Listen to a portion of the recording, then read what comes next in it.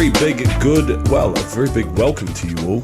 I was going to say good evening, but it might not be the evening when you're listening to this. Another episode of Journey with Michael and Ryan.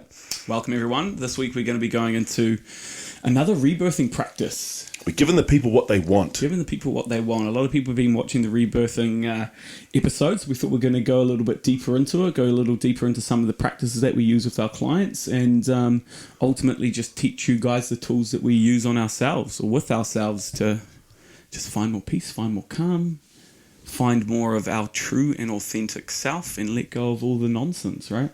Back to the memory of who we are. Back to the memory of who we are when we were first born. There's a lot to rebirthing breath work that is outside of the breath work itself. I mean, the breath itself is the main tool. It's the construction to get the altered state into yourself. However, there's a lot of different practices around that we studied, obviously, through our training and what we use with clients. And I mean, we don't pull them out every time. But they're very informed, they're very structured, and they all have a very, very deep purpose. Very potent purpose. And today we're going to be going into demonstering. Yeah, this is a powerful tool. So ultimately what a demonstering is it's the opposite of how you think you show up. It's the not self of you. It's the shadow aspect of you. I know we've spoken a lot about, we had an episode of shadow work on here. This is another construct of that. It's laying down what you know of yourself, of how you show up in different, through different language, and then basically writing down the opposite of what that is, because there's always a light and a shadow within ourself. And demonstering, obviously, understanding that there are monsters in all of us. We can be a monster. The Nazi concentration camp guards were just human like us, and I'm sure they were just living a life before they ended up in that place. And so Jordan Peterson talks about this a lot as well, about the fear of a person who doesn't know that they can be a monster is a big fear, because you've got to be able to feel and know and the depths of our whole spectrum of humanness, and that's there. And so once you see it, once you make friends with it, once you know it's there, I mean, obviously then you can navigate your way in the way of your own reality, I guess. Definitely. It's about acknowledging an aspect of ourselves that wants to be acknowledged, that needs to be acknowledged. Yep. You know, the reason that we have these monsters inside of us is because of the past experiences that have ultimately created it.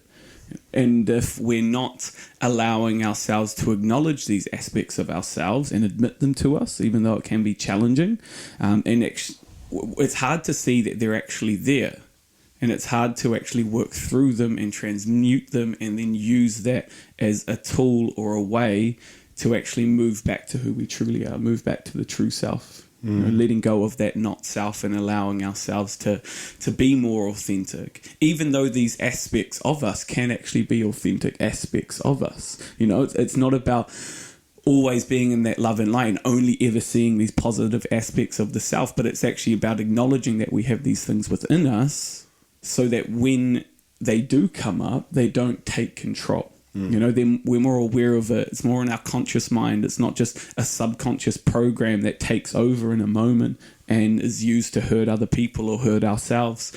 Or just crash and burn your own life. That's it. Because if you don't, if you haven't accepted these aspects of ourself, then ultimately what we avoid is what we become or what we create.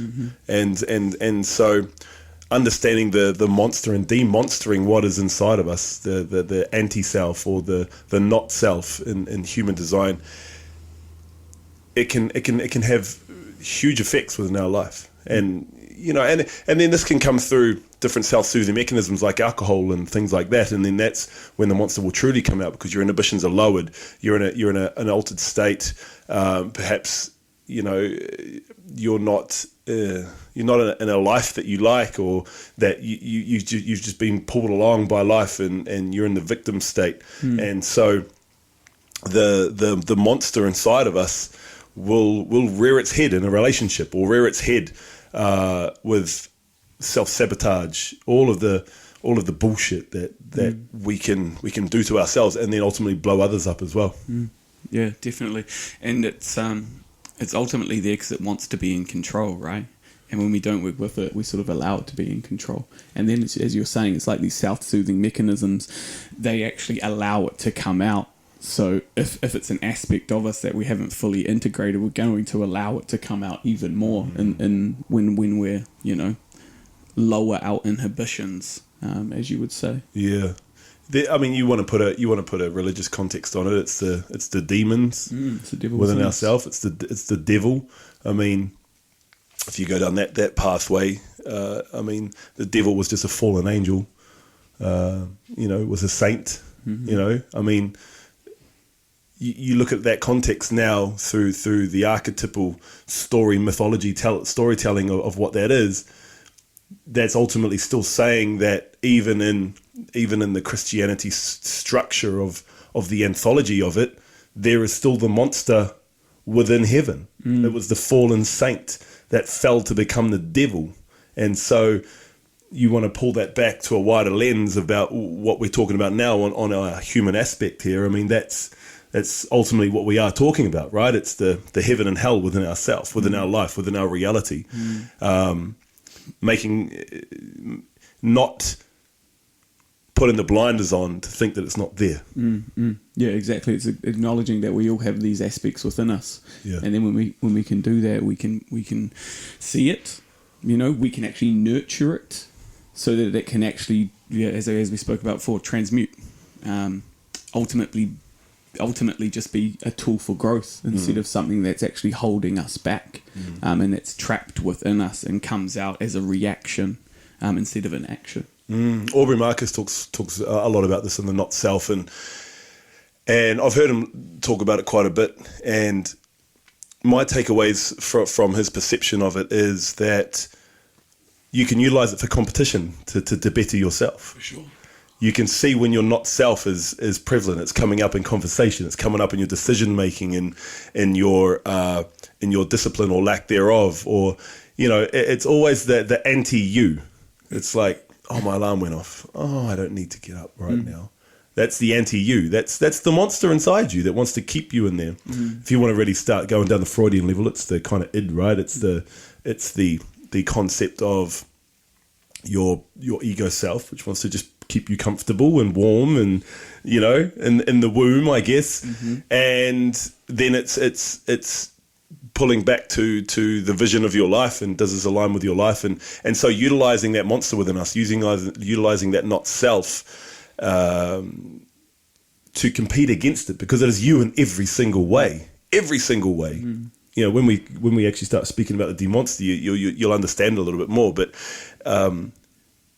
you have a you inside you that is anti-you.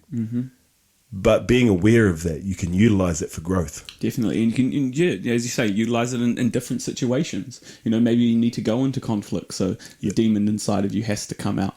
Maybe you want to utilize it for sport. Use that aspect of yourself so that you can actually use or find a different energy within you, so that you can actually find a different aspect of yourself that's going to ultimately help you and support you in getting what you want or what you desire. Now it's not about when you're doing it, even from a shadow aspect, it could be seen as a form of manipulation. But as you do the work, as you start to integrate this aspect of yourself, it doesn't actually have control over you. It's not about manipulations. It's just about utilizing the forces that we all have within us, and ultimately just allowing and accepting and acknowledging and working through it, so that you can just be you. In any moment, without shame, without guilt, without frustration, without anger. Yes, absolutely. And that's going to drive you for more growth and whatever you want to do. Here's an example that just dropped into me. You and I and Van and a couple of our friends, we climbed a mountain the other day. If you're in New Zealand, we climb Mount Taranaki. So it's the North Island's highest peak here in New Zealand. And it was only 6.5 Ks, but the elevation was basically straight uphill. We hit many different types of nature. There was shale, and then there was rocks, and all of that. The reason I bring that up is the anti-you at so many points is just going, hey, just stop and turn around. And even when we're at rest periods, you can hear other people having conversations, trying to talk themselves out of continuing, or the people around them, or just accepting where they are, going, look, this is far enough. This is far enough. We don't have to go to the top. I heard someone say the view's not going to be that much better at the top. Yeah. It's really interesting, and that's why that dropped in here. I mean, that's what we're talking about. Is that your level of happiness? Have you truly? Is that truly the accomplishment? Because at the end of the day, any part of that mountain you get up to is a great accomplishment. For sure. But is there more in the tank? Is the anti-you coming out and going, no, I think you've done enough now, because it's going to get a little harder, or it's been hard and I don't like it. I don't know what's around the corner. It's into the unknown, right? Yeah. And so that's why I kind of brought that up. I mean, we made it right to the peak, to the summit, and it was a glorious feeling being up there. Oh man, it was beautiful. Absolutely amazing. What a view. Oh, what a much better than halfway up. Oh yeah. And so that's what and that can be every moment of your life. As I said, it could be just waking up when your alarm goes off, or just knowing you've got to go to the gym. And this is where we've spoken about it's doing the things even though you don't feel like it. So you're not doing things based off feeling, you're doing things based off structure. Yeah. And I think there's a masculine energy to that. However, everyone's got a masculine energy into them. Having a bit of structure in your life, having a bit of discipline in your life is continually going to help you grow into the person you want to become. Or if your level of happiness is just waking up in the morning and that's all you're happy to do, then that's fine. Or you go to the pub on a Friday night and you sit around and watch the rugby. There's no shame in any of that, but just own that. Own you. Own you. And ultimately that's what this process is just about. It's about another tool to be able to own you, own who you are, accept who you are, acknowledge who you are, be who you are in every single moment, not allowing yourself to contract when different situations arise, and just allowing yourself to ultimately be you in any situation you put yourself in. Well, there is. And we went through that for the last 5 days, didn't we? For sure. We were just in a different dimension, basically. No judgment on what we're saying. It's just we entered a different dimension in a different place with different people, and we were just us, and it's like being a beacon of light, and people will just are attracted to it. Like and mosquitoes, right? They're just amazed. However, just sitting in that and just observing their lives and how they see. I mean, they're actually just being authentic in themselves of what they're doing at the level of their own consciousness. And so when we speak about these things, this isn't us saying that you need to be something or be better than what you want to be. All we're doing here is just bringing light. A, speaking about things that some people may never have heard about. B, offering tools that you can have a dabble at and see what happens, and C, or 3, just being as authentic as possible for your own life. Not our lives, your life. Your life. Have an amazing life. We're just here to expand you and every single person we ever meet on this planet as much as we can. That's the goal. That's the absolute goal. So should we talk a little bit more about the demonstering process? Yeah, I think so. Yeah. Let's jump into that. Let's jump into that. So as we're talking about demonstering, and it's and it's essentially just about acknowledging who you are realistically and how you show up, and seeing that there's these different aspects of the self. So do you want to go into the process, Mike? So demonstering is it's writing down the duality of self. So when you're going through the demonster, what you're basically doing is you are just trying to write down anything that you are a positive quality that you see in yourself.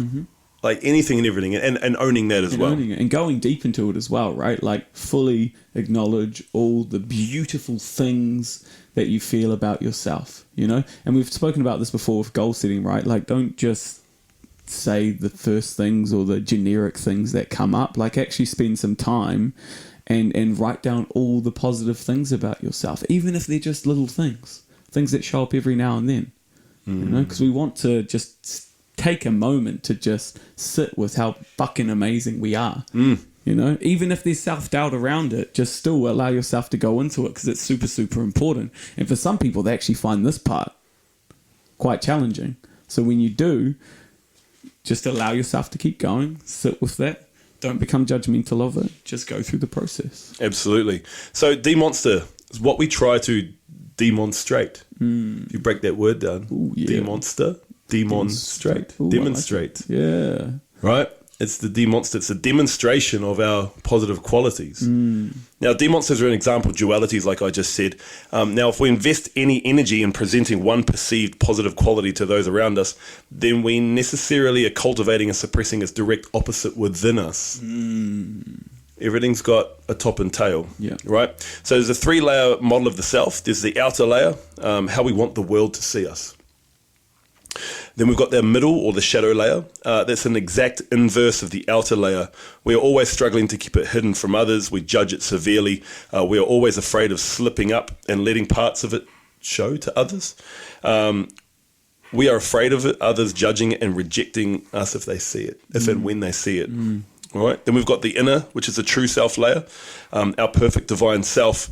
It closely resembles the outer layer. It is, in fact, even better than the outer layer because it's buried underneath the shadow layer. Totally blissful, easy, and effortless because it's who we really are. But we will never see the light of day until we can completely reveal and process our shadow without any judgment. There we go.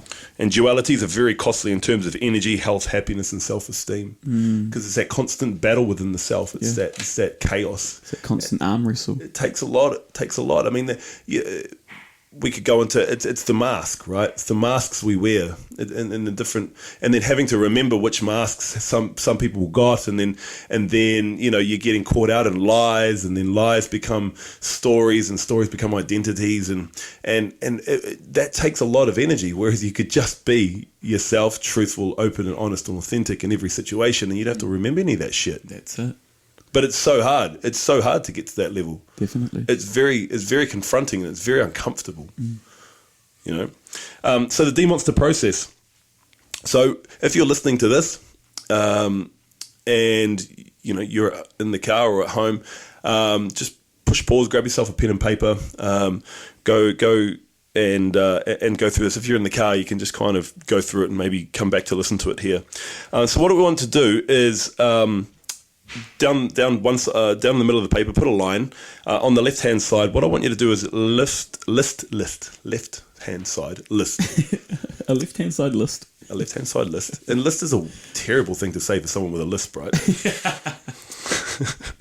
On the left hand side of your list, write all the positive qualities, things that you like other people to recognize in you. These can be physical attributes, character attributes, talents, tastes, abilities, anything that you know you like to be validated from in other people. Yes. Or just anything you would like to be acknowledged on, even if you have never. What would you like? What are these positive attributes of yourself? And some examples could be, actually, do you know what? I'm actually just going to authentically go through my one from my training. Yeah, go for it. So here's some examples here. My positive qualities: kind, selfless, hard worker, positive, strong, intelligent. I'm a learner. I'm reliable. I train hard. I'm a snappy dresser. Love to look good, loyal, trustworthy, supportive, always growing. I do the work. Got a great beard. Athletic body in good shape. I'm very open. And those are just some examples of where I know they are my strengths, my positive attributes, but that's how I want people to have seen them in me as well. And obviously there's a whole lot more. I'm not going to go through them all, but you guys can write all of yours down and just go through all of that. Yeah. Now what you're going to do is, after you've listed all of your positive attributes that you like to be seen from other people or you like in yourself, what I want you to do is, on the right hand side, for every one that you've written, I want you to write the equal opposite. All right. So here's my one. So for kind, my not self or shadow self, or my demonster, or my monster, is nasty or cruel. For selfless, narcissistic or arrogant. Hard worker, I'm a lazy or a bludger. Positive, I'm negative. I'm strong, I'm weak. Intelligent, dumb. Learner, unwanting to learn. Reliable, unreliable. So you get what we're trying to do here. We're getting you to list all of your positive qualities that you want to be seen in people or you like in yourself. And then you're going to write the complete opposite of that. Your monster self. You're not self. You're not self. The duality, right? Because that's what we were talking about at the start. Every time that you show up in the world in this positive aspect, we're actually suppressing the exact opposite. You know, as you say, a top and tail. There's a light and a dark in every single aspect of the self. And so if we're just focusing on always being these positive aspects of ourselves, we're actually suppressing the negative aspects of the self, or the exact opposite, and then they actually start to take more control. They start to come up in subconscious patterns or reactivity in arguments or confrontation, you know. And it's a powerful process to go through and actually sit with and acknowledge these aspects of yourself. And so once you've gone through and written your positive list, once you've gone through and you've written your shadow list, or your amended list on the other side, what I want you to do is I want you to go through all of the shadow side, all of the words that come from, that you've written, right? What's the shadow aspect of yourself? Now, if you've gone through a few episodes back of our personal law, you'll see the kind of similarities of what we're doing here. It's diving into the self just to get some ownership and some awareness of where you are right now. Now, go through all of your shadow words. Now, what you're trying to come up with here is a name for yourself, is a name for your monster. It's like an alter ego. That's why they call it a de-monster, right? It's an alter ego that we can then acknowledge and create, essentially. Yep. So my amended ones is nasty, narcissistic, lazy, negative, weak, dumb, unwanting to learn, unreliable, soft and lazy, doesn't give a shit about self, disloyal, untrustworthy, etc., etc. Now, out of all of those, what the alter ego, what the shadow aspect self, or what the monster name that came through was weak, lazy, narcissistic Nathan. Weak, lazy, narcissistic Nathan. Yep. He sounds like a wiry little creature. Oh, yeah. Yeah, I imagine that he's like a grown-up version of Cartman from South Park. Yep. That would be my monster. Pimples, acne, still got the beanie on. Yeah, very arrogant, very narcissistic, you know, very lazy and weak, but still very self-centered. Yeah, that's it. And so what you want to do here is you want to put a bit of alliteration with it if you can. So what was your one? Can you remember what your one was? Angry, antisocial Andy. There you go. That's mine. So out of all of Ryan's shadow list or his amended list, that was what he took away and put some alliteration to it. Now, once you understand the monster, once you see the monster, once you've given a name to it, it's not really lurking under the shadows anymore. You've come off the bed and put your head under the bed to see the monster, and you're looking at it face to face and realizing, I was more scared in my head than actually facing it, which is most things in reality anyways. Now, once you've actually got your monster's name, now you can start working with it.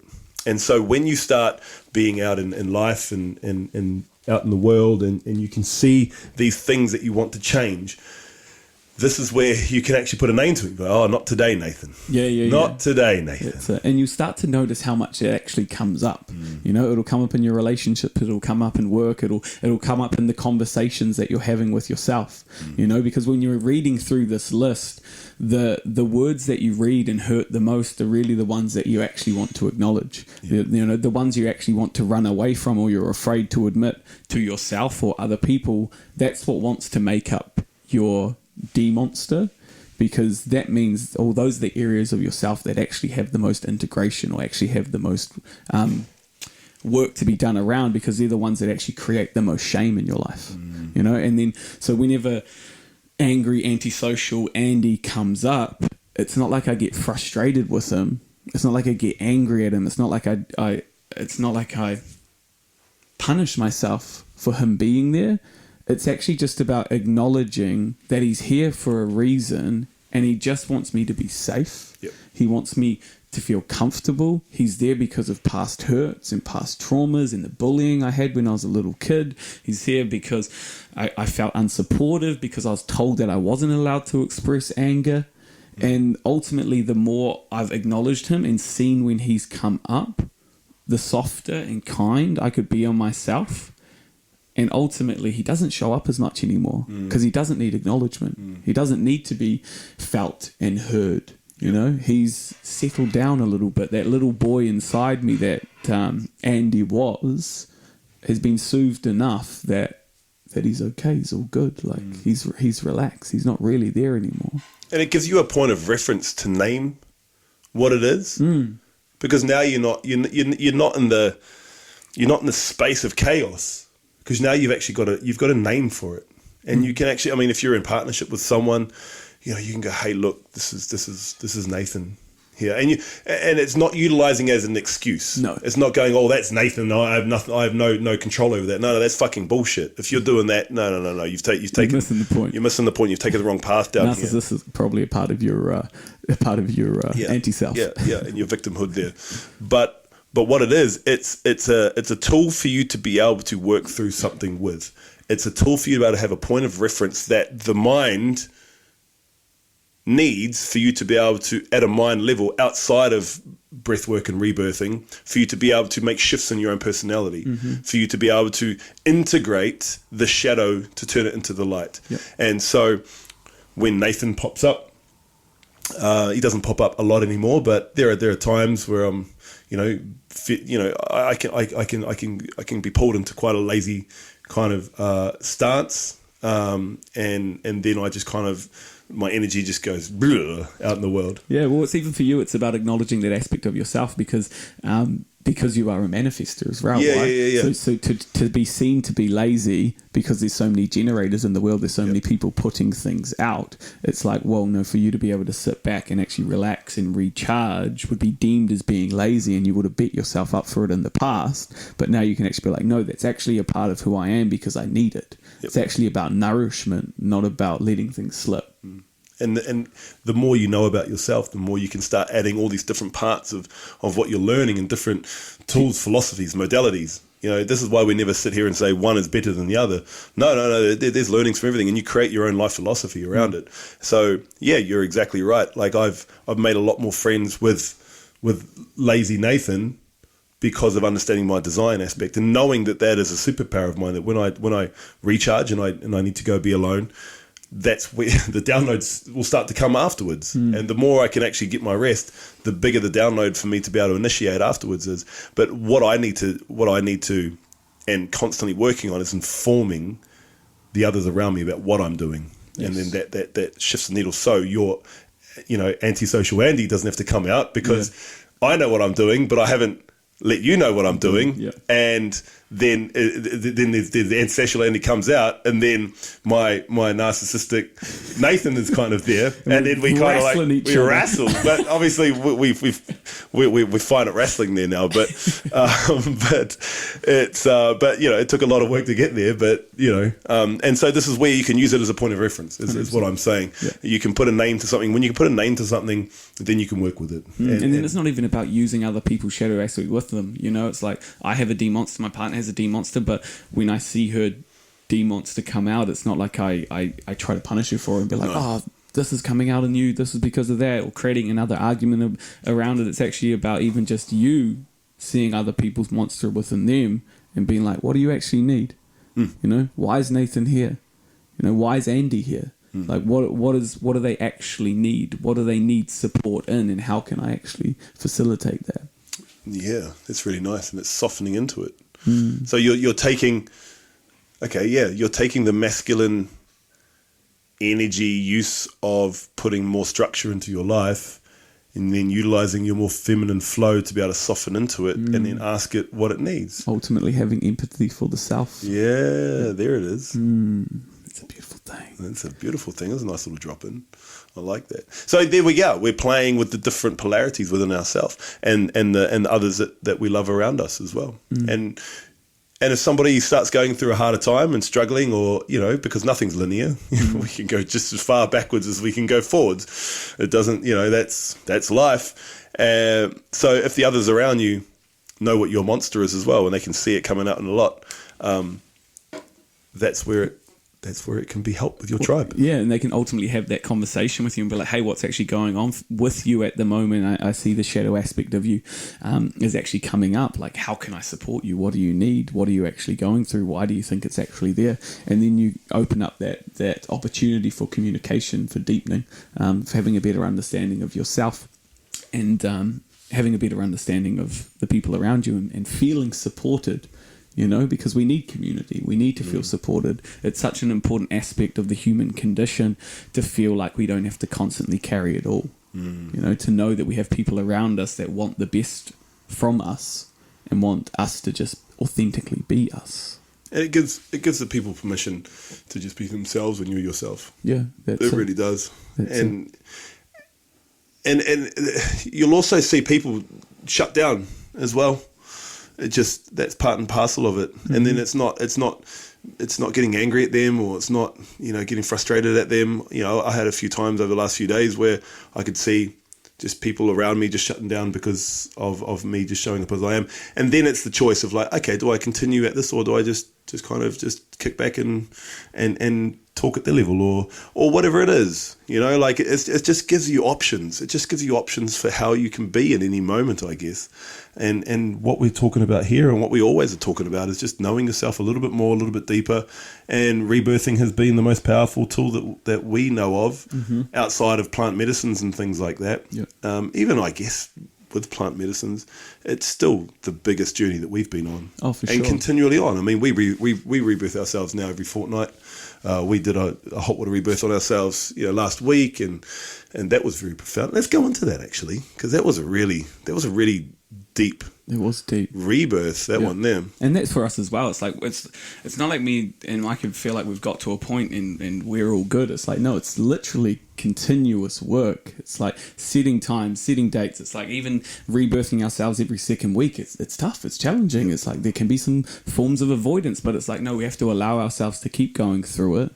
Not because we constantly feel like we need to, but just we know that it's such a potent point of anchor just to shake all of the nonsense off. So let's just, before we go into that, because I want to go into that, let's just do a little bit of a recap for people, so that if they're not just sort of hanging with their demonster. So the demonster process, what we want to be doing, lining that piece of, putting a line in that piece of paper, writing all the beautiful positive aspects of the self on the right hand side, then just going through and acknowledging the exact opposites. All right, then reading through that list, picking 2 or 3 or 4 of those steps, or those anti-selves. The ones that stand out the most. Yeah, the ones that hurt. You're like, read them aloud, and then there'll be like a wince inside your stomach of some of the words that actually like hurt you the most, or they affect you the most. Yeah. Those are the ones you want to kind of like, okay, cool, I'll pull that one apart. Yeah, for sure. And then give it a name, personify it. Because when we give it a name, when we create some iteration around it and then give it a name, it means that we can actually see it outside of ourselves. It's not who we are, it's an aspect of who we are that wants to show up.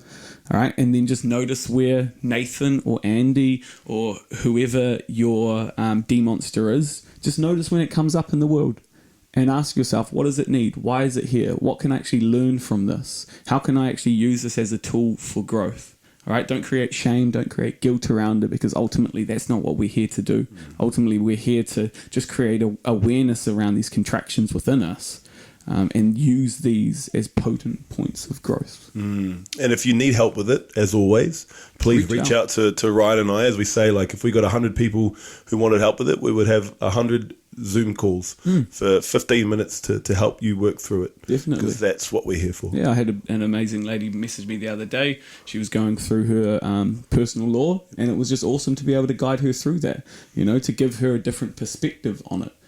Just to use the wisdom that we have from, doing this process with so many different people, and just helping her move through that and really land in what that personal law is and rewriting it. Yep, I love it. So before I think we touch on our personal experiences in the hot water the other day. Let's actually dive a little deeper into what a hot water rebirth is, why we take clients and ourselves into a spa pool to do the rebirthing, to do all of that. Because so and I know on our previous rebirthing one we did touch on them, but we didn't go in depth. So I think this is a good time now to let's go into the hot water rebirth and why we do it. So the setup is.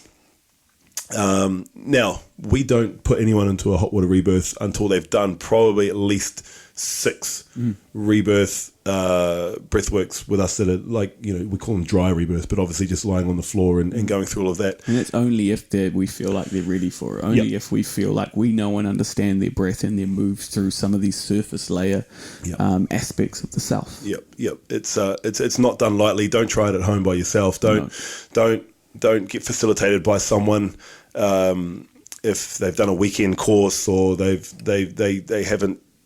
You'll be able to feel it, right? If someone's just trying to step up at a level that they're not ready for, you'll feel it. And if there's any part of yourself that feels a little bit unsafe with it, just say no thanks. I'm okay.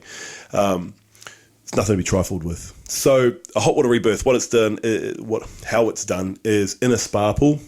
Spa pool's 37 to 40 degrees, so blood temperature or just slightly warmer. So we'll go through about an hour's worth of talk therapy or go through one of these different tasks that we've spoken about. And then we will then get our client or ourselves and we'll go into the spa pool. And so there is a snorkel. You have a snorkel on, a nose clip. And we're in there facilitating with you as well, facilitating you in the water. And so really what it is the water, whilst you're submerged in the water for the full up to the hour, doing a rebirth, doing a breath work through the snorkel, what it is you're encapsulating yourself back into the womb. It's the same body temperature. You're suspended. It's comfortable. It's warm. It feels nurturing. It's all of the things that we had in the womb. It's like the closest experience you will have to it. Yep. So there's safety there already. The body's already feeling safe because it's the most safest spot you've ever been in your entire life. Oh, yes. And it helps go back deeper. And it helps go through and bring through some ancestry. It helps go through to what potentially was given to you whilst you were in utero with your mother through her environment, thoughts and feelings and all of that. Or it might be none of it, and it might be whatever it needs to be. For sure. But it's powerful every time. I mean, if you want to talk about, air quotes, seeing some demons, we've seen some people go into some stuff that comes through there. Cast out a few shadows. We've cast out some very, very strong shadows out of people. And it sounds all scary and all of that, but it really isn't. When you're doing it with a practitioner that's practiced in it, that facilitates it, that can understand the subtle nuances of the body and the breath and what to be doing with the snorkel and how to be holding and facilitating, the client's extremely safe. It's extremely safe, yet it's extremely powerful. Yep. And so that's the hot water rebirth, and so that's the next evolution of the rebirth breath work. And it's as Ryan said, it's super powerful. And I know I've spoken about this before, but my very first actual rebirth was a hot water rebirth. And obviously I'd done lots of breath work with the coach before, so it was super safe. But that's what put me on this path. It was crazy. And so Ryan and I obviously on our fortnightly rebirth, every now and then we'll feel into it and go, okay, we need to hot water rebirth here. And every so often if we're going through something, we'll jump into the cold. But we'll speak about that either later or on another podcast in depth. And so I rebirthed you first. You jumped into do you want to speak about your experience? Yeah. So my experience, or this latest rebirth that we had was subtle yet powerful. As you say, like we've done this so many times, we're not working through like huge, big traumatic experiences that have happened to us or situations that have happened that create contractions. But what it actually did, it took me back to a moment where my dad a moment, not when he first didn't, but a moment that was trapped in my body of when he didn't listen to me. When I asked him for help and support, he was too busy. And so it took me into that. I was sitting there. I was my 7-year-old self. I remember asking the question and then just being rejected, being shut down, being closed off. And as that younger self, it really hurt. It really forced me to be like, okay, if I'm going to do this in the world, I got to do it on my own. Because the person who should be supporting me the most, story that I created in my mind, for what my dad was doing, he was probably actually busy. It was probably just a minor thing, but that's the story that was locked in. Well, it was the feeling within your body, then the story got created from that. For sure. The unsafety was there. The unsafety. And what this is actually, what it landed on for me is like, I have a need to do everything on my own. I find it really, really hard to ask for help and support. Like, I don't allow myself to get to that point where it's overwhelmed, but I just trust my own ability more than I trust others.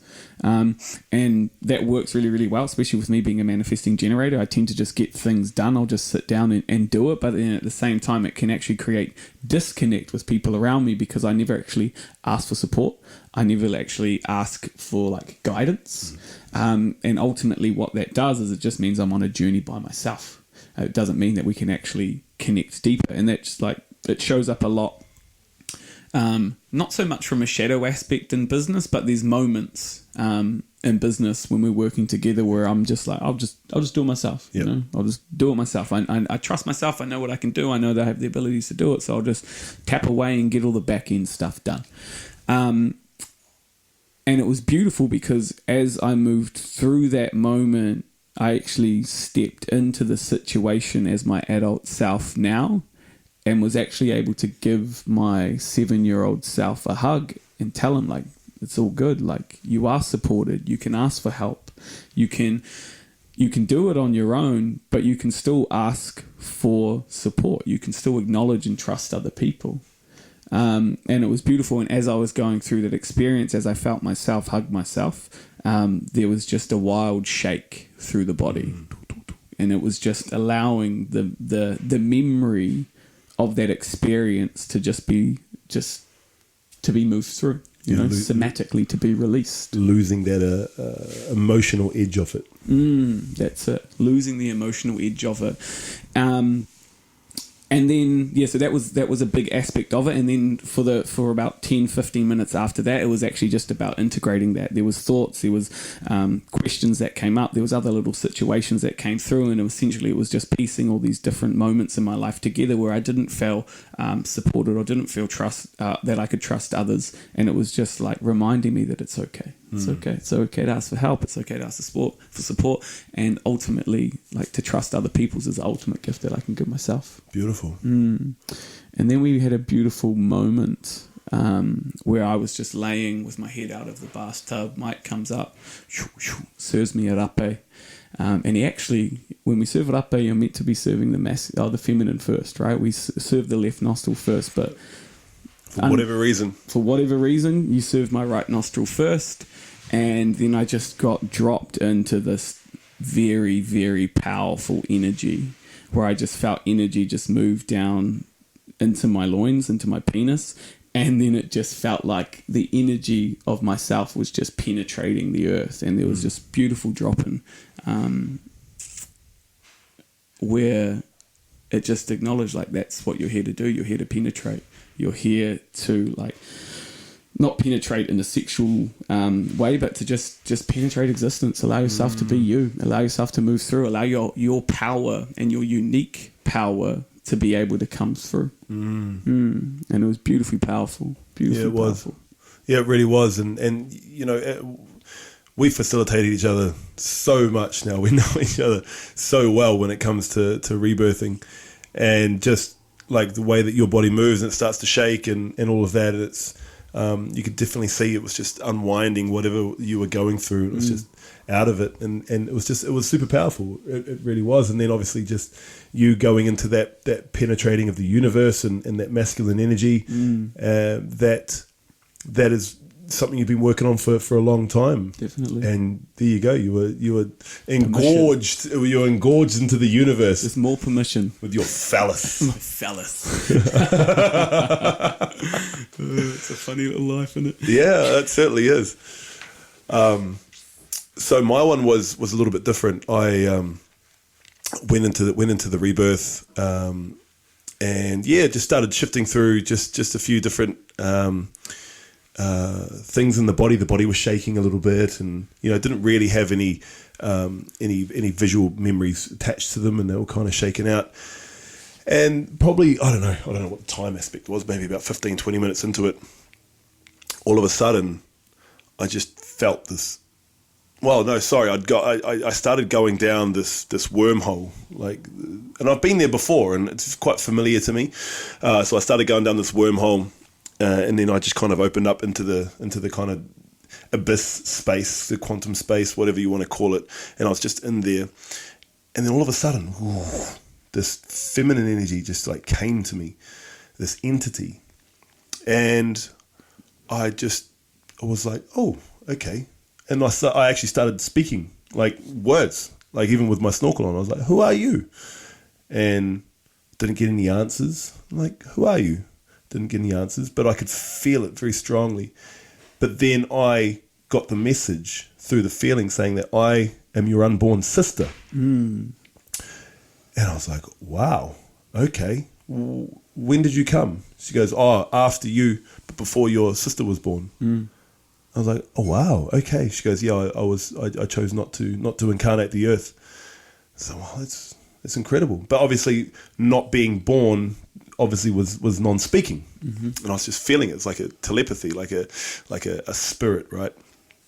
And then all of a sudden, another feminine energy just rocked up into my awareness, and it was my mum's birth mother.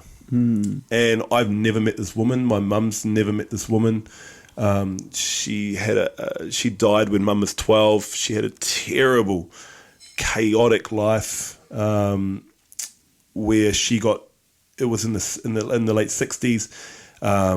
She got pregnant out of wedlock, got cast out to one of those homes, and she was just in the home for a pregnancy. Her family disowned her, and then she obviously gave birth to Mum. They ripped Mum away straight away.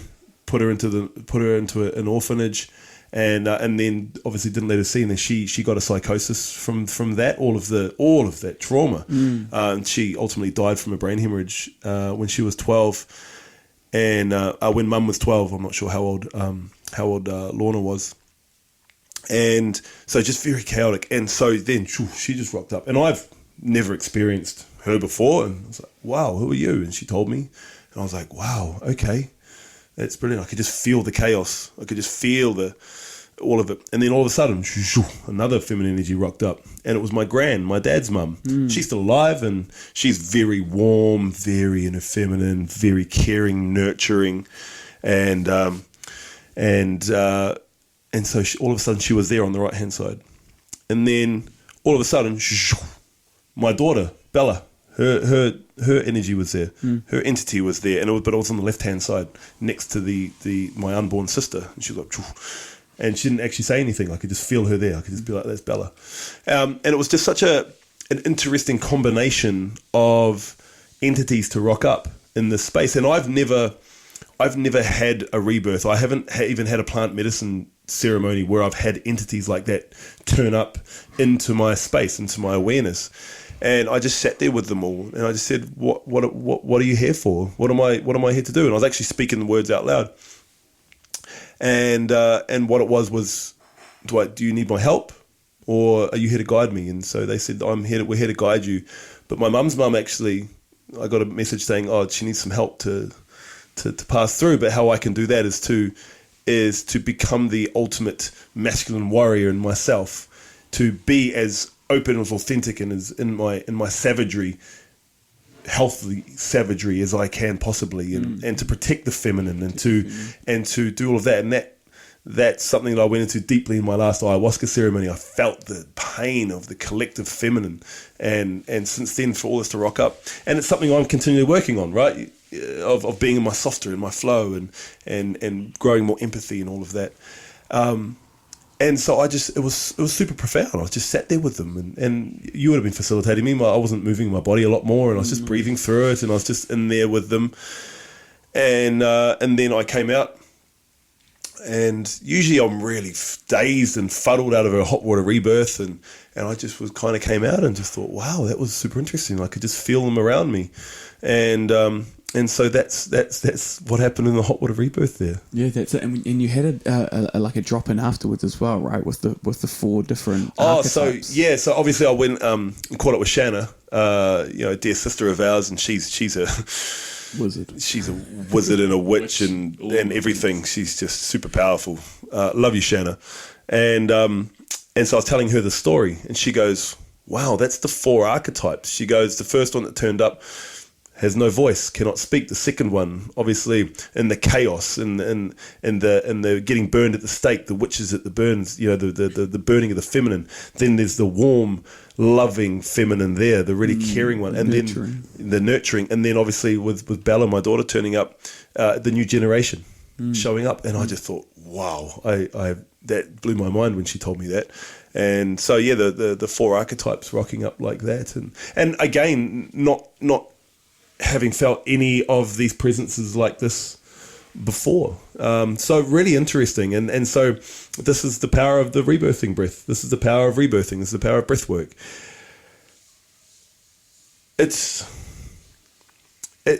can sound really, really weird to hear something like that.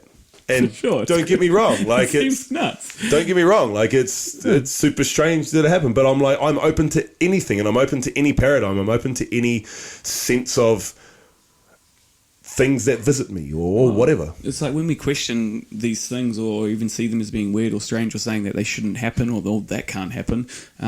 We actually limit ourselves, right? Yeah. We limit the expansive possibilities of Mother Earth. And just consciousness and awareness and our ability to time travel, our ability to communicate with things on the other side. It's like when you experience a rebirth, you can realize and understand that time travel is real, because you actually go back to these past experiences, or you move forward into the future, and you can see where these overlaps are. It's like through this breath, it's like opening up a ripple where the past and the future, the present, overlaps, and you're allowed to step through to a moment, not so much to change the experience, but to just acknowledge and see and support what was going on. And then we just unfold. And there's a difference within the body. There's a difference within the self. Our awareness, our consciousness, our understanding knows that this part of us, this trauma, the situation that happened, has ultimately been trimmed off. Yep. That's something that Pauline would always talk about. We all have this trauma tree. We all have these different things that have happened and come up in our life, and through every rebirth we go through, essentially it's like going through and trimming off different branches or different limbs. Now another rebirthing experience may bring up something similar, or even the exact same thing, but it may be growing off like a different branch. And the more we go through it, the more we allow ourselves to experience it, the more we just trust our body, trust our breath, the more pruning we can do, the more weeds we rip out, and the more of our true self truly comes through. Yeah, and you start pruning away, and all of a sudden you get some guides show up. Yeah. And you're like, okay, cool, next level. And so here's a really cool thing as well. So when I saw Mum over the weekend, I told her the story, and I said to her, just as I started, I'm like, so I was visited by my unborn sister who was miscarried after me, and I had no idea. Mum had miscarriages and things like that, or when and where and whatever. And I said, so I was telling her that I knew. I said, Mum, I was visited by my unborn sister of the miscarriage you had after me. You had a miscarriage after me, right? And she's like, yeah, I did. And I was just like, yep, of course, because I knew. And I went into it with her, and it was really cool just to speaking that with her, and it was really, really nice. And it kind of gave her some, I don't even know the word, it got her to feel something with it as well, because of my openness with it. And I said, yeah, no, she couldn't speak because obviously she had no human body form, but I could feel that was going on. And so without even knowing that there was a miscarriage after me between me and my sister Bianca, I said, yeah, this is who I met. And she was like, yeah, I had a miscarriage. I'm like, yeah, of course. Yeah.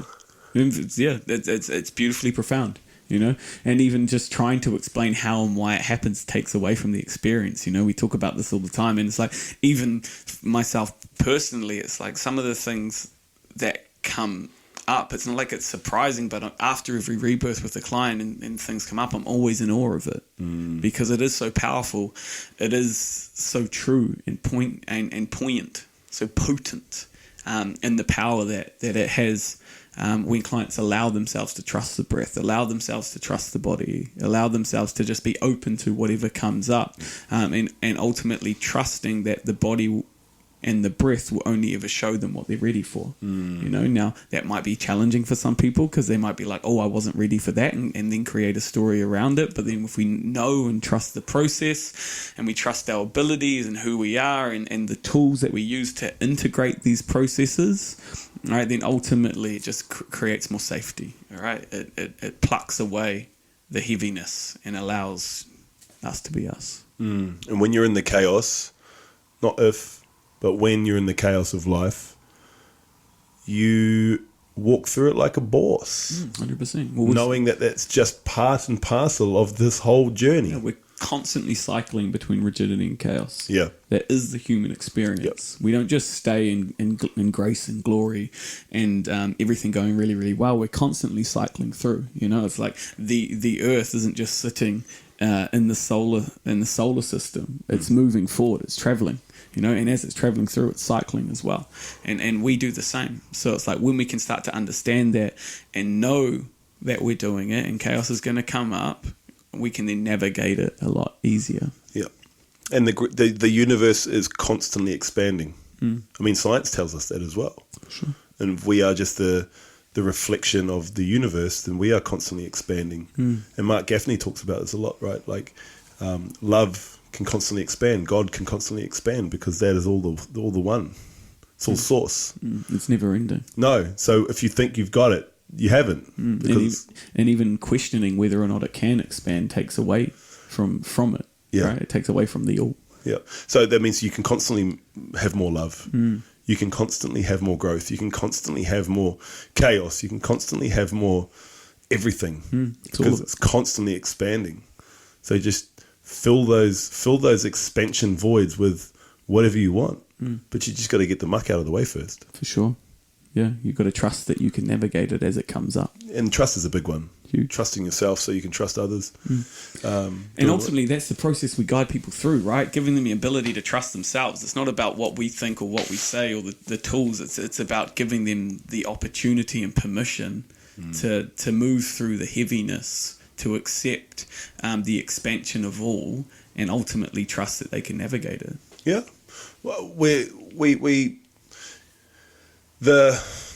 you can see it in someone's eyes after they've had a decent rebirth, right? That they've got a shift, they've got a change, you know, and they're just so grateful. And I just, you know, and it's beautiful to receive, and it's really nice, and it's like, great, thank you, I received that. But we didn't do anything. You showed up here. You turned up. That's the hardest thing. You went into the breath. You constantly breathed when we needed to. You know, we can obviously bring our wizardry and things like that, but this is all on you. Just, you know, like it's like we always say, everything in life is your choice. Well, what we give our clients is a place where they can't hide. That's exactly right. Yeah. It's and the trust of the breath and the body, and the creating safety so they can go deeper, right? Because the more we work through, the less places we hide within ourselves, the less places other people have as well. I love that. And I don't know who said it, but you can have a perfect childhood at any point of your life. Ooh. Right now. You can do it right now. Right now. You can go through your stuff. That's it. That's it. You show up how you want to be showing up. It's beautiful lessons, brotder. So demonstering and hot water rebirthing. Here we go. There's some new table topics for you guys to go and chat around the water cooler tomorrow. Definitely. And it's like one of those things. If it piques a curiosity within you guys, just reach out to us. Yeah. Book in a session. Yeah. Because it is powerful. And if you don't believe it, you know, book in a session and see what it actually feels like for yourself. You know, we all have this power within every single one of us that comes through the breath. Oh yes. Aho, brother. Well, Tina, I think that's a good place to finish up. We'll go into cold water rebirthing on another rebirthing episode. So yeah, thank you so much for listening. We we say it every week, but we are so grateful. We see the numbers picking up every single day, and it's just, we would do this if no one was listening. So thank you for listening. We really, really appreciate it. We love you all. All right, we love you all, everybody. Have a beautiful evening, a beautiful day, beautiful morning, wherever you are in the world. See you next week.